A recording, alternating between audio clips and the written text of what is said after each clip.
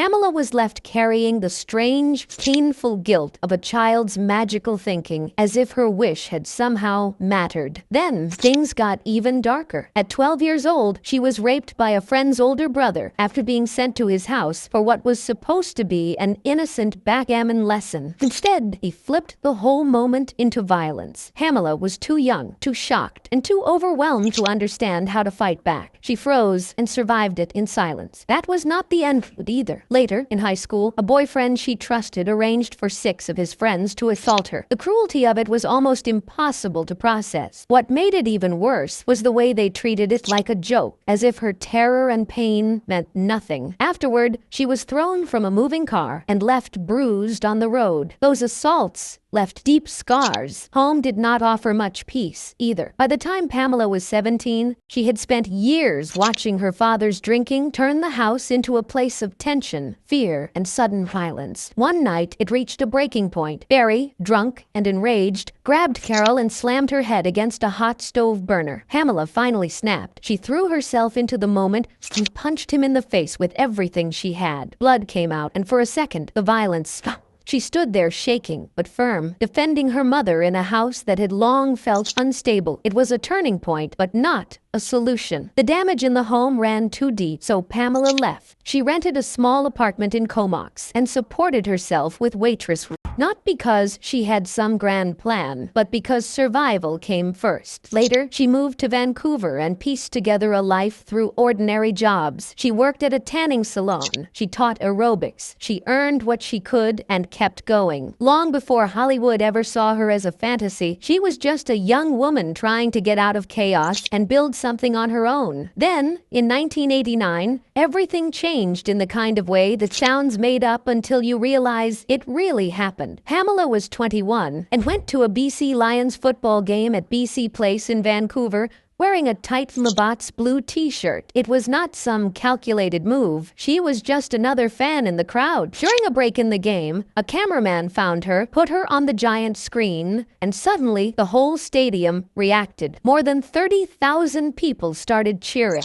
whistling, and focusing on this blonde woman they had never heard of before. In the stands, executives from Labatt's saw the reaction and understood immediately that something unusual had just happened. After the game, they went looking for her. That is how Pamela entered show business. Not through an agency, not through some careful strategy, but through one random moment in a football stadium when the crowd decided they could not look away. Labatt's moved fast. They did not just give her a little promotional work and move on. They signed her and turned her into the Blue Zone Girl, a national image built around her face, her body, and the company's branding. Soon she was on posters, billboards, and ads all across Canada. For Pamela, who had never planned on becoming a model, it was her first paid contract and her first direct experience with fame. People who had once known her as the woman teaching fitness classes now saw her staring down from walls in bars and roadside stops. That attention opened the next door almost immediately, because if a beer ad could create this much noise, bigger industries were bound to notice. One of them was Playboy. After the Labatt campaign, scouts saw her photos and reached out. Pamela hesitated at first, which made sense. She was still a small-town Canadian girl underneath all the sudden attention, and posing nude for a world-famous magazine was not the kind of dream she had grown up chasing. Still, she eventually flew to Los Angeles and did the shoot. In late 1989, when she was around 22, she landed on the cover of Playboy, and that one image changed everything. It pushed her out of Canadian celebrity and into international fame almost overnight. What followed was not just one appearance, but a relationship with the magazine that lasted for decades. She would go on to appear on more Playboy covers than any other woman, becoming one of the publication's most recognizable faces and one of the most visible symbols of 1990s sexuality and glamour. In February 1990, she was named Playmate of the Month, which gave her even more exposure and pulled her deeper into Hollywood. She left Canada and moved to Los Angeles, taking a chance on a life that had arrived almost by accident. One of her first acting jobs was on Home Improvement,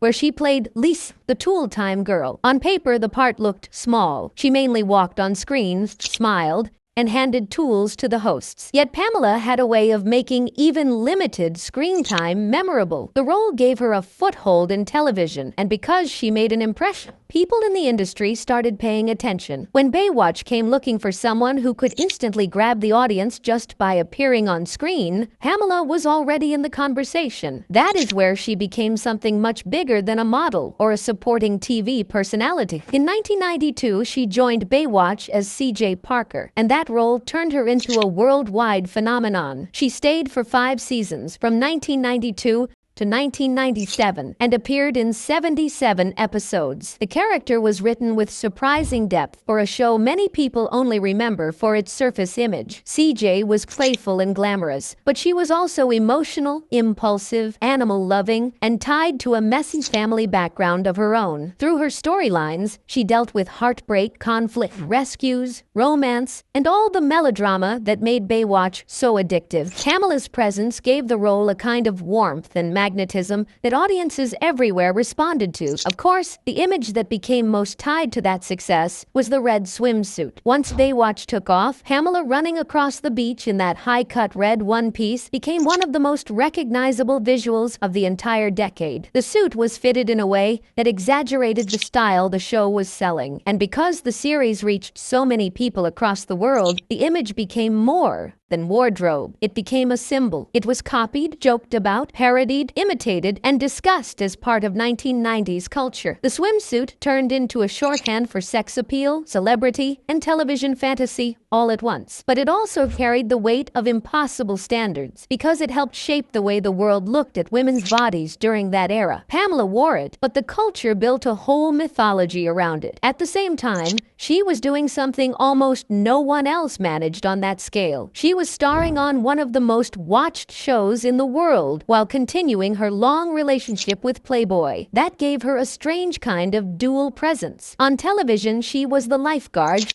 in the red suit, part fantasy and part action figure. In magazines, she was the nude icon, selling another version of the same persona in a more explicit form. The two worlds fed each other. Baywatch kept her on screen. Playboy kept her in print. Together, they made her unavoidable. By the mid-1990s, Pamela was not simply famous. She was one of the defining images of the decade. That level of visibility became even more powerful because it happened right as the internet was beginning to grow into a cultural force. Before social media, before viral fame became normal, Pamela was already one of the most searched and downloaded women on the early web. Search engines like Alta Vista showed huge numbers tied to her name, and websites built traffic around her photos and celebrity. Historians later pointed to figures like Pamela as proof that the internet could drive obsession, attention, and money in ways the world had barely started to understand. She became one of the first celebrities whose image truly belonged to this new digital age, and that mattered because it set the stage for what came next. Then, Tommy Lee entered the picture, and the story moved from fame into chaos. Pamela first noticed him across a crowded New Year's Eve club in 1994 and wrote his name on her hand so she would not forget it. Not long after, he showed up at her photo shoot in Cancun. It was impulsive, reckless, and wildly intense from the start. After just 4 days together, they got married on the beach. It was one of those choices that seems romantic and absurd at the same time, a decision made completely in the heat of attraction. Pamela later even joked that when they were flying home, she asked his last name. That was the kind of speed they were moving at. It felt like passion at full volume, and for a while they lived exactly that way. They had 2 sons, Brandon and Dylan, and their relationship became one of the most famous marriages in Hollywood. But underneath the image was a constant pull between love, excess, and destruction. During their honeymoon on a houseboat at Lake Mead, Tommy filmed intimate footage of the two of them on a high-8 camera and locked it away in a heavy safe at their Malibu home. At the time, it was private, personal, and never meant for anyone else. But in 1995, a contractor named Rand Gauthier, furious after being fired and unpaid, broke into their house and stole the safe. Inside, along with jewelry and valuables, he found the tape. That one theft changed celebrity culture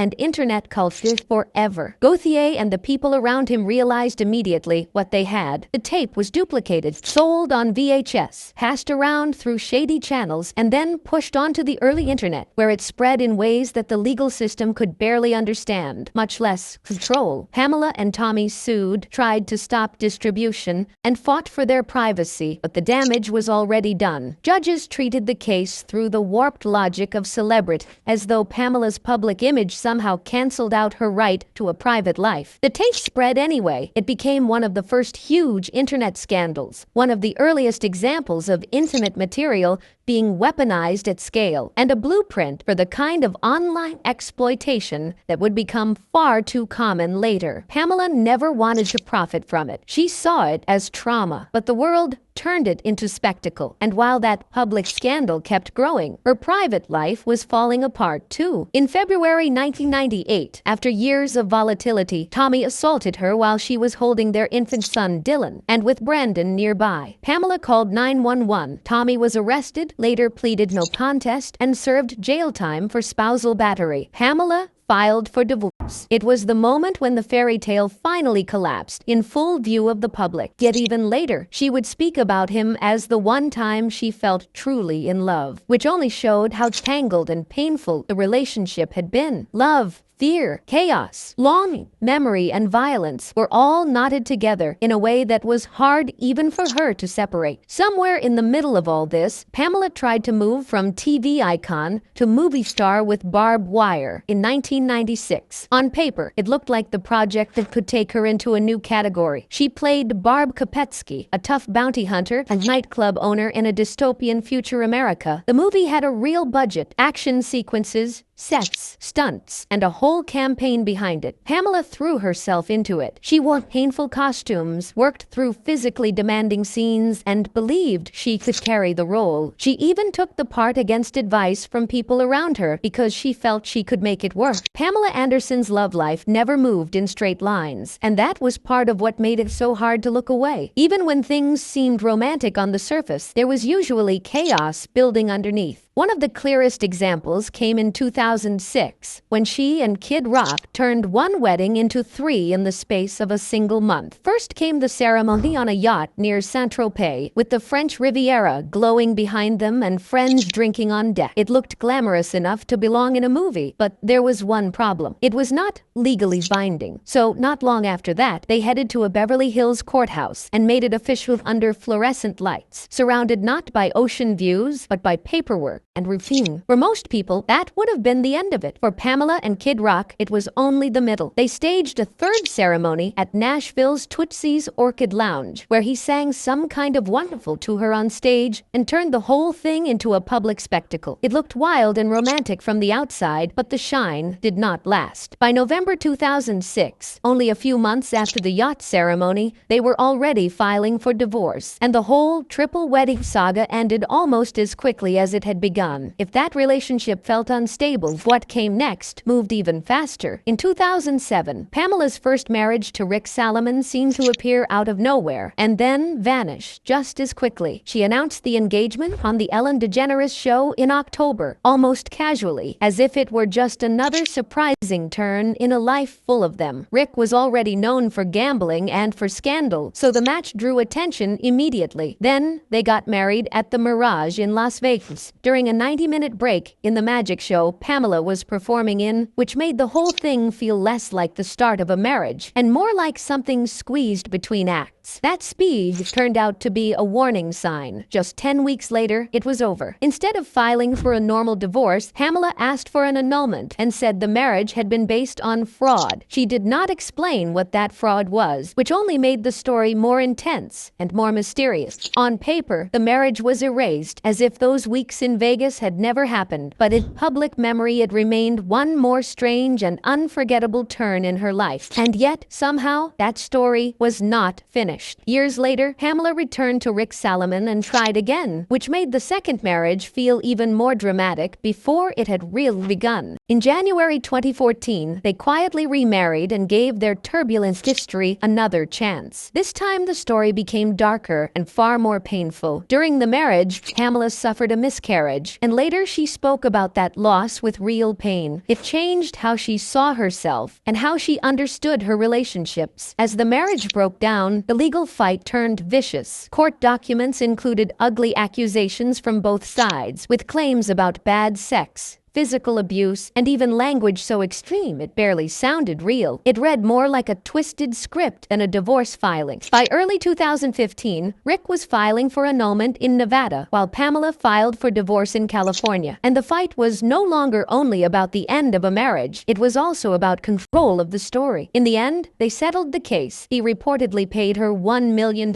and both of them publicly apologized. Even then, the whole thing felt less like peace and more like exhaustion after a long and damaging war. Then came one of the strangest episodes of all, because in 2020, Pamela appeared to marry Hollywood producer Jon Peters, only for the whole thing to dissolve almost before the public could understand what had happened. He had known her for decades and had reportedly been drawn to her since she was still rising in Hollywood, so on the surface, it sounded like an old story finally reaching its ending. Instead, it barely lasted 12 days. The marriage was so secret and so brief that many people only found out after it had already collapsed. Then Jon Peters gave an interview that made the whole thing even stranger. He claimed he had saved her, said he had paid off her bills, and spoke in a way that made him sound less like a husband and more like a man keeping score. Pamela pushed back quickly and said there had never been an official marriage license, which meant the relationship itself was now being questioned. In the end, this supposed marriage turned into something almost ghost-like, a scandal that flared up and then seemed to disappear while both sides tried to step away from it. Not long after that, Pamela's life shifted again, this time in a quieter and more isolated direction. During the COVID lockdown, she returned to Vancouver Island and found herself falling for Dan Hayhurst, the bodyguard who was literally protecting her home. The setting could not have been more different from the yachts, casinos, and Hollywood headlines that had defined so much of her past. This was private, rural, and cut off from the usual noise. They spent time together on her property, fixing things, living in near total isolation, and slowly building a relationship away from red carpets and cameras. On Christmas Eve 2020, they married in a secret ceremony on her land, surrounded by forest and local First Nations traditions, including a cedar blessing by the Coast Salish Band. Pamela called it her fairy tale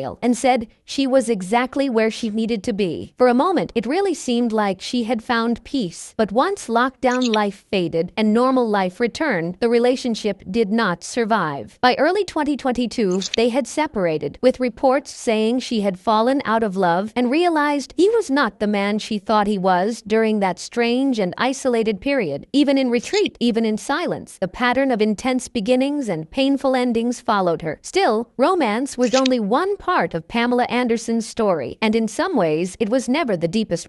Beneath the tabloids, the weddings, and the image the world kept projecting onto her, there was another side that lasted much longer and meant far more to her. For more than 3 decades, she gave herself to animal rights work with a level of commitment that outlasted almost every celebrity who ever tried it. Her partnership with PETA began in the early 1990s and never really stopped. She became one of the faces of anti-fur activism, posing in campaigns that were designed to shock and get attention, including the famous message that she would rather go naked than wear fur. It was provocative on purpose, but that was exactly the point. Pamela understood how the world saw her, and instead of running from that image, she used it to drag people into causes they might otherwise ignore. She was mocked for it, dismissed for it, and underestimated because of it, but she kept going anyway. In the late 1990s, she found a raw stretch of land in the ultra-exclusive Malibu colony and bought the small beachfront lot in December 2000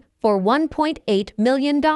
At the time, It was simply land with potential, but for Pamela, it became something much bigger. Over the next decade, she poured herself into building a dream house there, spending an estimated $8 million and transforming the site into a 5,500 square foot eco-conscious retreat. She tore down the old 1959 Philip Vertok house and rebuilt with a vision inspired by architect John Lautner, mixing teakwood, glass walls, sustainable concrete, solar panels, and tech-driven design. The result was not just a celebrity house, it was a statement. There were floating staircases, a eucalyptus sauna, a vegetable garden, a private path to Malibu Lagoon State Beach, and huge walls of glass that made the ocean feel like part of the interior. For Pamela, this was more than architecture. It was a way of rebuilding herself. She raised her sons, Brandon and Dylan, there and tried to create a life that felt stable, beautiful, and grounded, far from the scandal-soaked version of her life that the world preferred to consume. The property had lavender courtyards, olive trees, a platinum-tiled pool with a built-in bar, and a guest house with a spa tub and fireplace. It was glamorous, yes, but it was also deeply personal. She wanted family life there. She wanted calm there. She wanted to create something lasting. The problem was that beauty on that scale came at a cost. By 2013,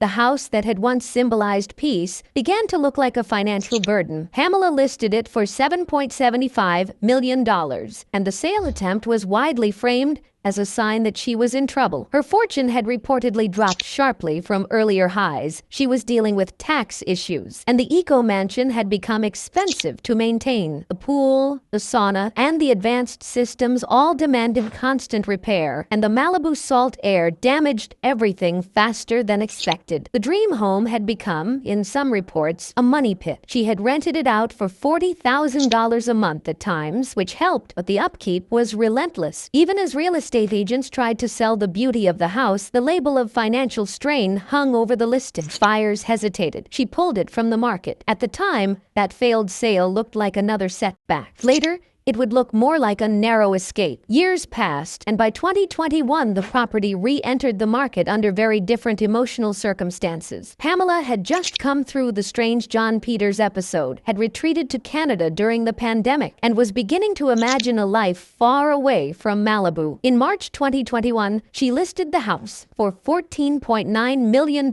a huge jump that reflected not panic, but the surge in Malibu property values and the emotional scale of what she was leaving behind. The listing highlighted everything buyers would want to hear: the private beach path, the lagoon views, the glass walls, the pool bar, the balcony suites, the teak finish, the sense of coastal luxury. But this was not just a real estate transaction. It was a turning point. She had spent more than 2 decades tied to that home, and now she was preparing to walk away. In August 2021, the house finally sold for $11.8 million. That was still millions below the asking price, but it was also a massive gain on the original land purchase. On paper, it looked like a victory, a profit of roughly $10 million from the original $1.8 million buy. In reality, it carried more emotional weight than that. This was the home where her sons had grown up. This was the home built from dirt into refuge. This was the place where she had tried to make stability out of a life that often refused to give to her. Selling it meant more than cashing out. It meant closing a chapter that had held family, struggle, reinvention, and maintenance headaches all at once. And beneath all the financial headlines, the deeper truth was simpler. Pamela wanted to go home. She was drawn back to Vancouver Island, not because Malibu had failed to make money, but because it no longer gave her what she needed. Canada offered space, memory, and a chance to live on different terms. Her mother confirmed that the move was permanent. Pamela spoke about the return almost like a release. After years of objectification, scandal, bad relationships, and public misunderstanding, she wanted a life that belonged to her again. She married Dan Hayhurst there on family land, where her parents had also married. She spoke of the place as full circle. The move was tied not only to healing, but also to guilt, reflection, and a desire to reclaim something older and truer than fame.